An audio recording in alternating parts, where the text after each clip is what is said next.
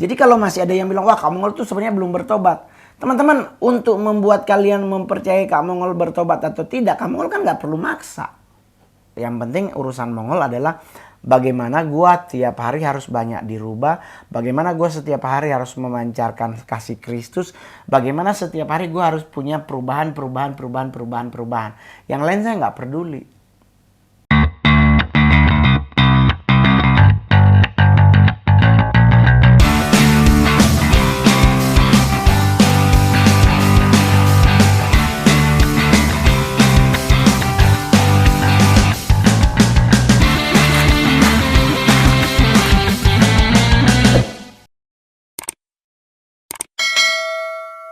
Halo, ketemu lagi dengan Mongol di Mongol Stress Channel dan Plus 62 DWI. Jadi teman-teman, hari ini Kak Mongol akan ngebahas tentang apa saja yang Kak Mongol alami di saat Kak Mongol mulai keluar dari komunitas penyesatan tersebut. Jadi teman-teman, Kak Mongol itu pertama kali ketemu dengan seorang yang yang diurapi Tuhan itu tanggal 14 Februari 1997 itu di Matahari Departemen Store Manado, yang dulunya ada Hotel Novotel yang di seberangnya, di belakangnya depannya itu sekarang udah jadi Rumah Sakit Siloam Manado. Jadi Kak Mongol mulai pertama kali bertemu dengan hamba Tuhan di tempat tersebut, terus melewati fase demi fase. Kak Mongol langsung dilayani pelepasan. Tapi sebelum Kak Mongol dilayani pelepasan itu kurang lebih ada sebulan, Kak Mongol masih mulai di brainwash oleh mereka tentang siapa Lucifer dan siapa Kristus. Jadi Kak Mongol baru ketemu ayat Alkitab bahwa ternyata Lucifer itu dibuang atau dicampakkan oleh Tuhan, oleh Allah dari surga ke bumi. Yang selama ini kita di satanik tidak seperti itu konsepnya Lucifer. Dalam dunia satanik, Lucifer itu bukan dibuang, tetapi dianggap sebagai salah satu bagian dari misionaris, bagian dari pembawa misi. Kalau dibilang bahasa benernya sih kayak misi perdamaian yang mendamaikan antara Tuhan dengan manusia. Jadi di saat Kak Mongol masuk Kristen tahun 97 itu, 14 Februari itu fase yang lumayan luar biasa buat Kak Mongol, karena saya secara pribadi nggak pernah berpikir bahwa akan terjadi seperti itu. Jadi Kak Mongol itu 14 Februari 1997, terus Kak Mongol ke Jakarta itu 29 November. Ini bertobat.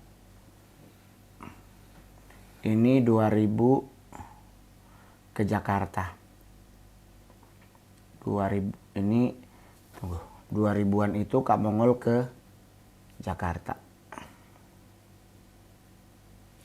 Nah, di fase inilah fase pemberesan.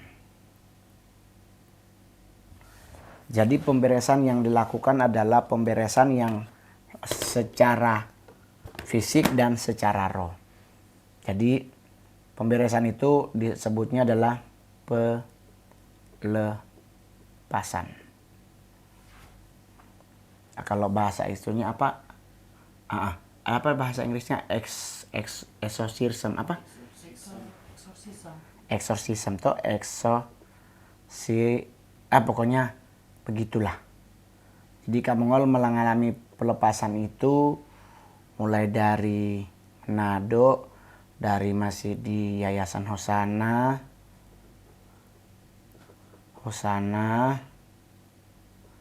Gereja Gisi,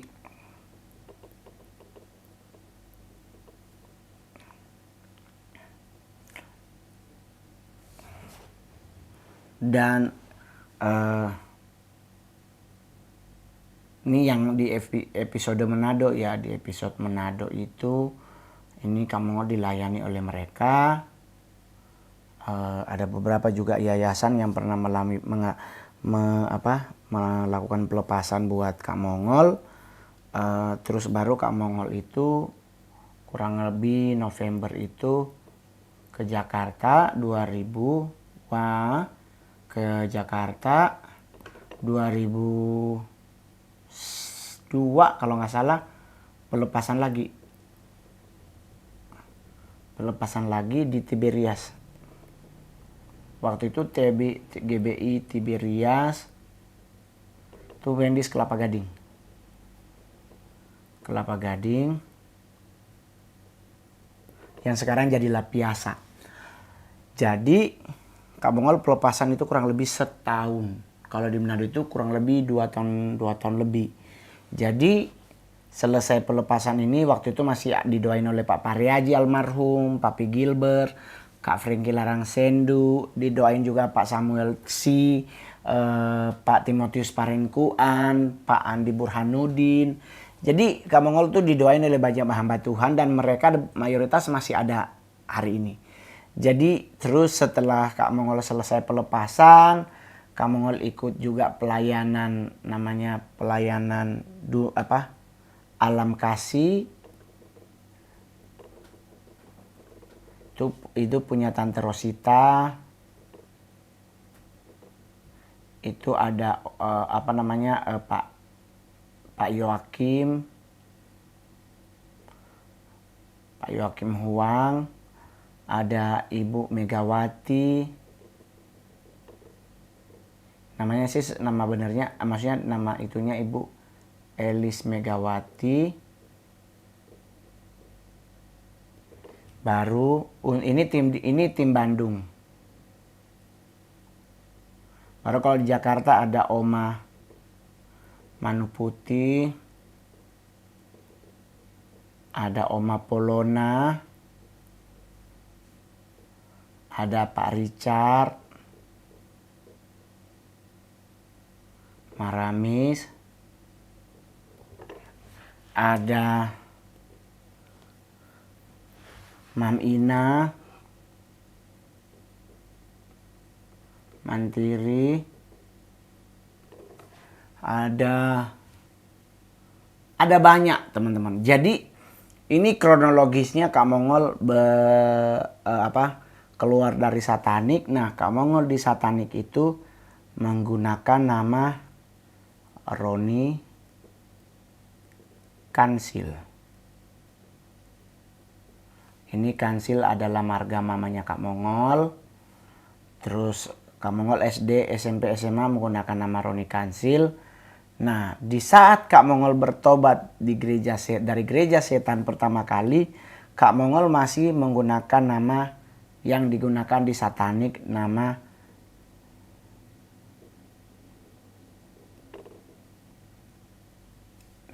jadi pakai kesaksian tuh Kak Mongol masih pakai nama ini.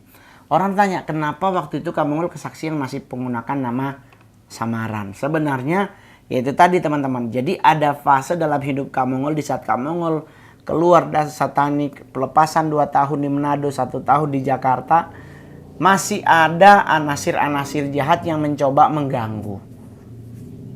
Ini hamba-hamba Tuhan yang Kak Mongol tulis ini mereka masih hidup.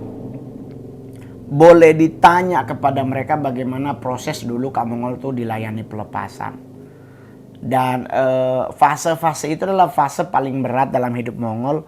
Ada bahkan orangnya masih ada semua. Ini termasuk namanya Nixon Mangkai. Beliau ini adalah sekolah di STTB Tani dulu, STTB. Dan beliau dekat sama Mongol, jadi dia bahkan sampai bisa melihat di kamar mandi tanpa tutup mata ada sosok-sosok berbadan besar dengan sayap hitam tuh di kamar mandi gitu. Jadi waktu itu Kak Mongol ngekos di Jalan Kunir di kota. Jadi kalau teman-teman ada yang bilang, wah Kak Mongol kan masih antek dari sana. Sebenarnya teman-teman, saya kalau boleh mau jujur, saya sampai detik ini bahkan bikin konten ini sampai Tuhan datang pun, saya akan tetap berpegang teguh pada iman yang udah saya pilih sekarang. Dengan Kak Mongol masuk agama Kristen dan Kak Mongol memilih Yesus Kristus sebagai Tuhan Juru Selamat dan Raja dalam hidup Kak Mongol. Jadi kalau masih ada yang bilang, wah Kak Mongol tuh belum bertobat, masih agen gitu-gitu. Enggak juga teman-teman, kalau saya masih agen, saya harusnya kasih tahu mereka bagaimana caranya untuk bergabung. Banyak banget di Instagram Kak Mongol itu nanya bagaimana bergabung dengan Satanik. Tapi sampai hari ini boleh tanya kepada mereka. Saya bahkan boleh buka Instagram saya, nggak ada satupun yang saya jawab. Kalau saya masih antek. Kalau seandainya saya masih antek satanik, buat apaan? Apa yang saya dapat? Enggak dong. Saya justru lebih berpihak pada kebenaran. Oleh sebab itu saya ngonten pun, saya selalu sisipin firman Tuhan. Saya selalu sisipin bagaimana jadi seorang pemenang. Tidak nyuruh kalian bergabung. Jadi kalau ada selentingan di luar sana, wah dia itu masih agen. Karena dirinya masih dijaga oleh pihak kegelapan. Teman-teman, kegelapan punya hak untuk menganggap Mongol bagian dari mereka. Tetapi di saat Kak Mongol mengambil keputusan untuk berubah dan bertobat dan memilih agama Kristen dan mempercayai Yesus Kristus sebagai Tuhan dan Juru Selamat, kalau di belakang sana tidak menerima, kan itu urusannya mereka. Yang penting saya udah memilih. Make a choice. This is my choice. Jadi gue memilih menjadi pengikut Kristus. Kalau di belakang sana nggak nerima, urusan mereka. Karena Kak Mongol juga tahu mereka tidak menerima Kak Mongol keluar. Bahkan sampai hari ini pun saya masih orang pertama yang dicari dalam dunia satanik untuk kembali lagi.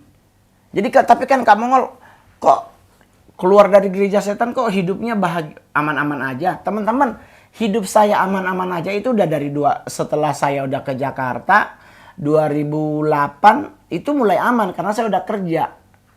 Udah menjadi asisten pribadi seorang artis.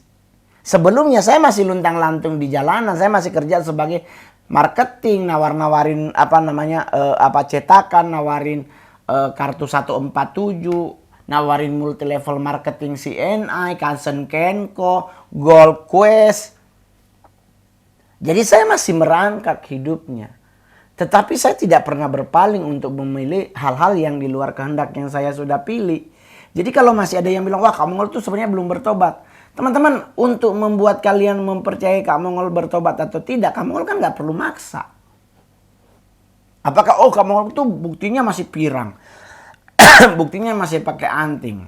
Yang nggak harus dilihat ke situ. Anak satanisme kan nggak pakai rambut pirang. Ada sih. Tapi kan saya nggak ada satupun aksesoris yang berbau satanik. Karena kalau untuk jadi saya masih anggota satanik, saya nggak mungkin masih menggunakan cincin mutiara segini. Berapa sih? Mendingan pakai school ring berliannya kurang lebih 2, berapa karat. Ngapain gue pakai cincin begini yang lebih murah? Otomatis kalau gue masih bagian dari satanik, ngapain Mongol pakai tab Samsung? Kenapa nggak pakai iPad? Iya kan? Iya dong. Jadi kan kenapa? Karena di satanik itu kalau kita kelihatan miskin ya itu bagian dari dosa. Nah jadi teman-teman kalau ada selentingan bahwa dia masih agen. Itu is not my business. Itu bukan urusan Mongol. Yang penting urusan Mongol adalah bagaimana gua tiap hari harus banyak dirubah. Bagaimana gua setiap hari harus memancarkan kasih Kristus. Bagaimana setiap hari gua harus punya perubahan. Yang lain saya nggak peduli. Tapi kamu kan kalau anak Tuhan harusnya jangan cat rambut. Ya saya anak Tuhan tapi saya juga seorang artis. Seorang seniman. Saya masih ngecat rambut. Kalau main film disuruh apapun saya lakuin. Yang penting masih pada batas saya mampu melakukannya. Ya dong. Kan saya nyari duitnya lewat situ. Saya bukan pegawai kantoran. Jadi jangan diukur seseorang itu berubah dan bertobat dan menjadi baik. Terus dia harus terlihat udah dipakai sorban, udah pakai jasi, pakai jas. Enggak lah teman-teman. Kalau kita selalu melihat seseorang dari fisik, maka kita menjadi orang-orang yang gampang terkecoh. Tapi kalau melihat seseorang bagaimana dia berubah, lihat dari karya hidupnya. Berdampak tidak. Lihat dari buah-buah rohnya, berbuah tidak. Dan puji Tuhan sampai hari ini saya menyantai aja. Gereja setan mau ngejar, mereka mau ngapa-ngapain. Nggak harus saya ketakutan. Saya syuting berapa kali dengan yang tak terlihat pun. Saya tahu berapa kali saya mau diraup. Tapi saya tetap tenang. Saya syuting di Tri Anomali aja. Saya tahu kok bahkan datang saya juga diikutin. Orang saya pakai motor kok ke situ. Jadi kalau teman-teman bilang, wah tapi kan Kak Mongol kalau harusnya tuh Kak Mongol hidupnya belangsak. Harusnya hidupnya amburadul. Ya bener.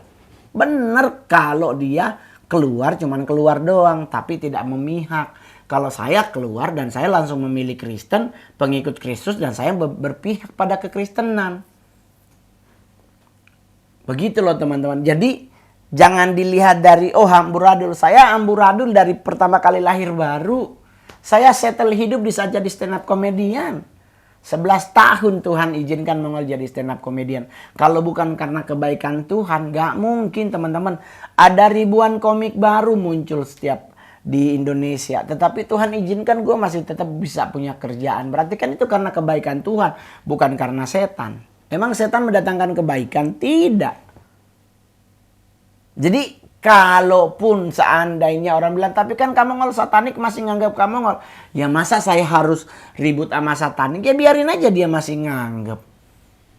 Kan yang penting sekarang saya udah enggak. Tapi kan kenapa kamu Mongol masih bisa tahu? Teman-teman, di satanik itu kita sekolahin. Disekolahkan banyak hal. Disekolahkan bagaimana kita bisa melihat atmosfer tanpa harus tutup mata. Diajarkan tentang hierarki kosmik. Diajarkan tentang indigo seperti apa yang paling hebat. Kita diajarkan tentang bagaimana melihat orang di depan kita. Dia ada samping kirinya ada siapa. Di atasnya dia ada siapa. Kita diajarin bagaimana ngobrol sama makhluk halus yang membentuk seperti binatang. Maksudnya kayak kemarin kita syuting di Jakarta Timur itu, di kolam renang, ikan ngomong bahwa ini dulu ada begini-begini. Kita itu diajarin. Nah namanya pelajaran gak mungkin akan kita hilang segampang itu teman-teman. Tetapi kan ada beberapa term and condition yang kamu Mongol udah sepakati gak akan Mongol lakukan. Apa aja? Manggilin mereka. Waktu Mongol ngonten di bandara pertama kali YTT itu kan sampai ada yang melihat rombongan The Dark Angel yang siap sedia kalau Mongol manggil. Ya kan? Tetapi kan di atas Kak Mongol ada satu sosok yang karismatik yang menjaga Kak Mongol. Nah kan di sana nunggu Kak Mongol manggil. Tapi kan Kak Mongol gak manggil. Berarti Kak Mongol memang udah gak mau lagi. Masalah mereka masih mau ngejagain Kak Mongol. Itu urusannya mereka. Yang penting gua rubah nama jadi Roni Kansil, jadi Roni Immanuel. Kenapa pakai Immanuel? Karena God be with you. Jadi gua mempercayai Tuhan besertaku. Ya kalau Tuhan berserta Mongol kan gak mungkin rancangannya, rancangan kecelakaan, rancangan hal-hal yang negatif. Karena janji Tuhan buat Kak Mongol karena Kak Mongol Kristen di Alkitab ditulis rancangan Tuhan itu adalah rancangan damai sejahtera, hari depan yang cerah. Itu yang Kak Mongol pegang. Jadi kalau ada yang bilang, wah kita patut pertanyakan pertobatan Kak Mongol. Ya mau ditanyain apa tentang pertobatan Kak Mongol? Apa karena gue masih rambut pirang, gue masih jenggotan? Teman-teman gue jujur ya teman-teman. Kenapa Kak Mongol jenggotan? Kenapa Kak Mongol udah gemuk? Karena Kak Mongol rombak diriku. Dulu gue anak jangkis. Tapi di saat gue memilih keyakinan, gue meyakini agama gue, ya gue rombak, gue gemukin badan, gue jenggotin. Jadi di saat gue ketemu anak gereja setan, mereka sendiri udah susah. Apakah ini kan dulu manggilnya bos. Apakah ini bosnya kita atau bukan? Karena mereka karena kalau dulu kita sesama satanik ketemu di jalan, itu spiritual kita itu pelindung kita kayak Agares and the Gang bersama legionnya, itu akan connecting dengan orang yang di depan. Dia dari ordo yang sama tapi dia tingkatannya di bawah kita. Begitu lah. Sekarang kan Kak Mongol udah enggak. Otomatis yang melindungi Kak Mongol udah malaikat Tuhan. Yang di sana ketemu Kak Mongol, mereka juga harus kayaknya gitu. Nanti Kak Mongol udah jauh baru iya kayaknya dia. Tapi kan Kak Mongol udah diselamatkan oleh Tuhan. Jadi wajar dong. Atmosfer atas, bawah, samping kiri, samping kanan, muka belakang, dimanapun ada mereka. Kak Mongol aja ngonten di Trianomali aja mereka ada. Ikut naik gua di Gojek, mereka ikut di belakang kok. Karena waktu itu kita sampai gelap. Maksudnya sore tapi awannya gelap banget. Nah, tapi kan bukan berarti Kak Mongol harus lari toh. Kak Mongol harus stres toh. Enggak lah kan ngonten. Udah begitu kan dapat berkat Tuhan, dibayar. Masa kita harus nggak jadi cuman gara-gara ada mereka? Ya enggak dong. Santai dong. Ya toh coy. Jadi nggak usah ribet. Kalau ada gosip-gosip apapun, anggaplah angin lalu. Yang penting Kak Mongol di rumah bahagia minum teh sambil makan balapis. Kalau tentang tempat ngonten Kak Mongol penuh dengan Gucci, ya sebatas Gucci kok. Nggak ada isinya. Ngapain gua isiin apa? Mau isiin air patah. Orang ini cuman apa namanya? Ituan kayu, serbu kayu kok. Kalau dia bener lemari jati, gue mau taruhin air semua Gucci juga jadi. Jadi jangan cepat melakukan prasangka yang berlebihan, yang Anda nggak tahu. Yang katanya tahu alam roh. Kalau tahu alam roh, harusnya cross check spiritual orang tersebut. Connecting ari-arinya kemana. Apa dia terconnecting dengan atmosfer demonik atau teritori. Apakah dia connectingnya langsung ke takhta Bapa atau tidak. Tuh dong, katanya bisa ngelihat semuanya. Tapi kok nggak bisa lihat bener. Ayo Mongol tantang teman-teman, kalau Anda merasa Anda bisa melihat sampai ke relung hati, ayo ketemu Mongol, ngobrol. Dan kalau benar saya akan bilang benar, kalau enggak saya akan bilang enggak. Apanya yang mau disembunyikan? Orang saya udah keluar kok. Komunitas satanik mana yang bilang Mongol masih aktif? Ayo buktiin mana fotonya saya ikut ritual. Fotoin mana duit transferannya sebagai gaji gua. Ke rekening gue yang mana. Buktiin. Kalau sampai bener, gua balikin 15 kali lipat duitnya. Kalau perlu 100 kali lipat. Mana transferan dari satanik buat gua. Tetapi apakah gua nggak bisa dapat data tentang satanik? Bisa. Tapi kemarin gua di Noise sempat buka. Waktu gua mau ngonten di Noise itu gua buka. Semuanya udah di blok. Udah nggak bisa dibuka. Tapi gua bisa buka. Caranya ada. Tapi kenapa Kak Mongol nggak buka? Karena harus masukin ID. Nah kalau dimasukin nomornya berarti gue terconnecting lagi. Nah itu yang gue nggak mau. Mendingan gue buka apa? Gue buka YouTube. Di saat gue mengalami tekanan batin, gue denger lagu Hillsong. Gue denger lagu apa? Thank You by Ruben Morgan. Gue dengerin apa? Reaching for You. Terus gue dengerin apa? Potter Hands, gue dengerin apa Eagle Wings, gue dengerin By the Power of Your Love dari Golf Bullock, gue dengerin lagunya siapa, gue dengerin lagu apa Because He Lives, gue dengerin lagu-lagu yang membuat gue tenang. So, buat apa gue harus kembali lagi ke sana? Orang gue dari sana gue tahu di sana seperti apa, dan gue sekarang udah memihak, gue udah memilih menjadi pengikut Kristus yang gue tahu bagaimana janji Tuhan dalam hidup gue. Masa gue balik lagi ke sono? Gak mungkin lah ludah yang udah gue buang, lendir yang gue buang terus gue sedot lagi. Gak mungkin banget. And then itu gak ada dalam kamus Mongol. Dan perlu kalian ingat, anak satanik di dunia yang leadership tuh hanya 7 orang yang bertobat. Dan 7-7-nya hidupnya aman-aman aja. Yang level simpatisan banyak yang bertobat, hidup mereka juga aman-aman aja. Kenapa? Karena mereka memang benar berubah. Benar-benar bertobat, memilih iman yang baru. Dari dulu nyembah setan, sekarang milih nyembah Kristus. Dari dulu menghujat Kristus, sekarang mengagungkan Tuhan. Dari dulu bacanya Satanic Bible, sekarang teman-teman gue yang lain udah pada tadaru, udah baca Al-Quran, udah tadarusan, bahkan udah hafal berapa juz. Gua agama Kristen ada yang ikut, bakal udah tahu Alkitab, udah baca Alkitab sampai selesai dari Kejadian sampai Wahyu. Terus mereka yang sudah bacain Al-Quran, mereka udah baca Alkitab, mendapatkan kedamaian, mendapatkan janji Tuhan, mendapatkan perlindungan Tuhan, terus balik lagi ke sono. Orang bodoh kalau dia balik. Jadi buat teman-teman yang suka ngomongin bahwa kamu belum bertobat, kamu cuma mengingatkan satu hal. Mendingan kalian yang bertobat.